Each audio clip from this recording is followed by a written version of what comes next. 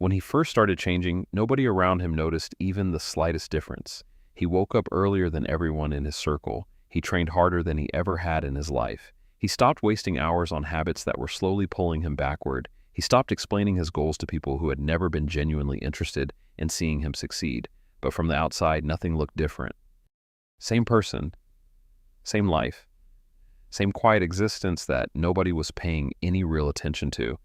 And that is exactly where most people give up and walk away from everything they were building. Not because the work is too hard or the goal is too far out of reach, but because progress is invisible before it becomes undeniable. And most people cannot survive that painful gap between starting and being seen. The invisible phase is brutal in a way that is hard to explain to someone who has never lived inside it. You are working every single day. You are showing up when you do not feel like it. You are choosing discipline over comfort in moments where comfort would be so much easier. And yet the results do not arrive fast enough. The people around you do not respond differently fast enough. So doubt begins to creep in. Maybe I am wasting my time. Maybe nothing is actually changing. Maybe the people who doubted me were right. That voice is the real enemy, not the slow results, not the people who are not paying attention. The voice that tells you to stop before the invisible work becomes visible is the only thing standing between who you are and who you are capable of becoming. He heard that voice clearly and regularly. He chose not to follow it. He kept going quietly and consistently, without applause and without any evidence that the work was producing results, because he had decided that the invisible phase was not a sign that nothing was happening. It was proof that something deeply important was.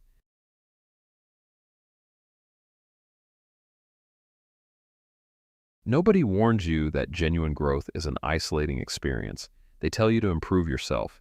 They make transformation sound like something that happens alongside your existing life without disturbing any of it. But they never tell you what it actually cost. When you begin outgrowing certain conversations, the silences between you and specific people grow longer and more uncomfortable. When you stop finding the same things worth your energy, the rooms you once felt at home in start to feel like they belong to a version of you that no longer exists. When you stop chasing validation from the people around you, the relationships built on that dynamic begin to slowly unravel. You lose people along the way. Not because you have become arrogant or because you think you are better than anyone, but because you are evolving in a direction they have not chosen. And evolution is deeply uncomfortable to witness, especially for the people who have made peace with staying exactly where they are. Your growth holds a mirror up to their stagnation without you saying a single word, and people do not always respond well to what they see in that mirror. He felt every bit of it. The gradual thinning of the circle, the conversations that dried up, the friendships that faded into something unrecognizable without a single defining argument to explain why. And instead of shrinking himself to keep those connections alive, he made the harder choice and let them go, because he had come to understand something that took longer to accept than he expected. Not every relationship is designed to survive your transformation. Some people are present in your life for a specific season, and trying to force them into a chapter they were never meant to be part of only slows down the becoming for both of you. He kept building, alone when the situation required it, finally at peace with the solitude, because he had stopped mistaking loneliness for failure.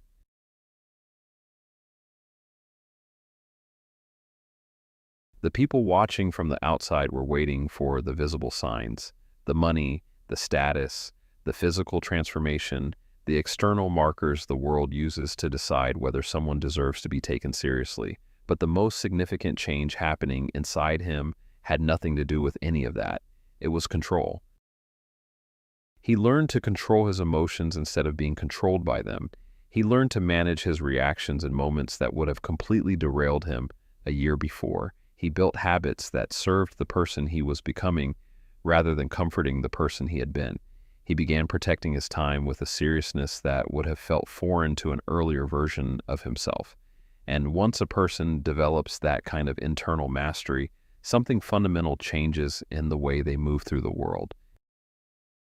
There is a stillness to them, a quiet certainty that does not need to announce itself or seek confirmation from the people around them. You cannot manufacture that kind of presence. It is built in private, through thousands of small decisions that nobody witnesses, through the moments where you chose the harder path and nobody gave you credit for it.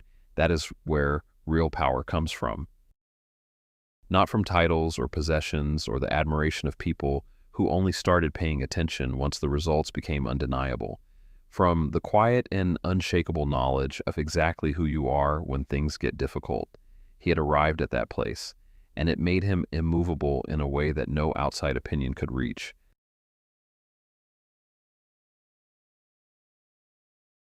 And then without any dramatic moment, something in the atmosphere around him shifted.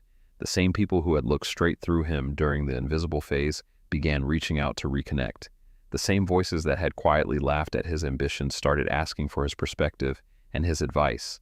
The same ones who had disappeared when there was nothing to gain from being associated with him started reappearing with warm and familiar energy as though no time had passed. They said things like they always knew he would make it.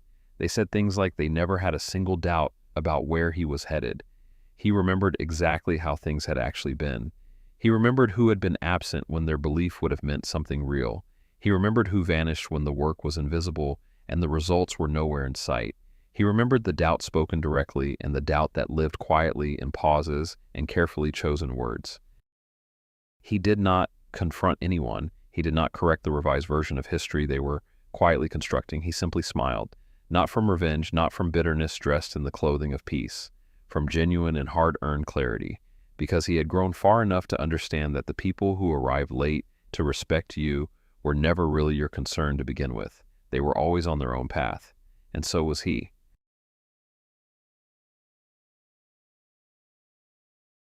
The goal was never to impress the people who had doubted him. It was never about engineering a moment where the ones who wrote him off would have to sit with what they had underestimated. The real goal, the one that had quietly driven everything from the very beginning, was to outgrow the version of himself that needed their approval to feel worthy of moving forward. That earlier version of him, the one that flinched at doubt and measured his worth by how other people responded to him, needed to be left behind completely and without apology. And it was. Here's what nobody tells you honestly about respect.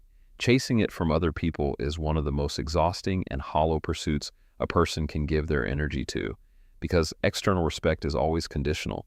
It shifts with perception and circumstance. It arrives late and disappears without warning the moment your usefulness to someone else fades. But self-respect operates on entirely different rules. Self-respect does not wait for external evidence before it shows up. It does not require visible results or the validation of people who were absent during the building. Self-respect begins the exact moment you decide to change, and you honor that decision consistently, even when not a single person is watching or acknowledging what you are doing. That is where it starts. And once it takes hold inside you, nothing from the outside world has the power to shake it loose. Do not chase recognition from people who are not present for the journey. Chase transformation instead. Disappear into the work. Let the silence be uncomfortable for the people who expected you to stay the same. Evolve in the quiet hours and do the work so thoroughly that doubt eventually runs out of room to live inside you. And then return. Not with noise or grand announcements. Simply return as someone unmistakably different, someone who no longer needs the room to confirm what they already know about themselves.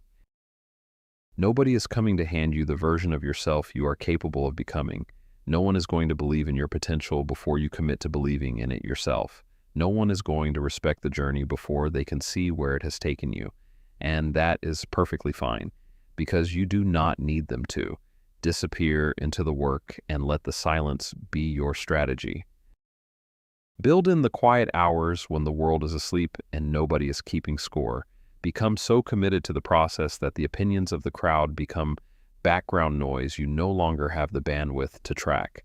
And when you return, come back as someone this world has no choice but to take seriously, not because you demanded their attention, but because you earned every single part of it, quietly, completely, entirely on your own terms.